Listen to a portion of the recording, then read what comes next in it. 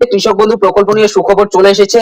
পশ্চিমবঙ্গ সরকারের জনপ্রিয় প্রকল্প কৃষকদের জন্য কৃষক বন্ধু প্রকল্প। এই কৃষক বন্ধু প্রকল্পে দুটি কিস্তিতে টাকা দেওয়া হয়, একটি খরিফ মৌসুমের শুরুতে এবং আরেকটি রবি মৌসুমের শুরুতে। ইতিমধ্যে খরিফ মৌসুম শেষ হয়ে গিয়েছে, এখন রবি মৌসুমের কাজ চলছে। এই রবি মৌসুমের টাকা দেওয়ার প্রসেস ইতিমধ্যে পশ্চিমবঙ্গ সরকারের পক্ষ থেকে শুরু করে দেওয়া হয়েছে। এই রবি মৌসুমের টাকা আপনাদের ব্যাংক অ্যাকাউন্টে কবে নাগাদ আসতে পারে, তাছাড়াও স্ট্যাটাসে কি পরিবর্তন এসেছে এবং কোন কোন স্ট্যাটাসের আপডেট গুলো থাকলে আপনাদের কৃষি দপ্তর অফিসে যোগাযোগ করতে হবে, বিস্তারিত জানিয়ে দিচ্ছি। ভিডিওটি প্রথম থেকে শেষ পর্যন্ত কন্টিনিউ করুন। সর্বপ্রথম আপনারা কৃষক বন্ধু প্রকল্পের স্ট্যাটাস চেক করে নেবেন। এর জন্য গুগলে চলে যাবেন, গুগলে এসে সার্চ দেবেন কৃষক বন্ধু লিখে। কৃষক বন্ধু লিখে সার্চ দিতেই প্রথম যে অফিসিয়াল ওয়েবসাইটটি দেখতে পাচ্ছেন কৃষক বন্ধু .net, এটার উপরে ক্লিক করে দেবেন।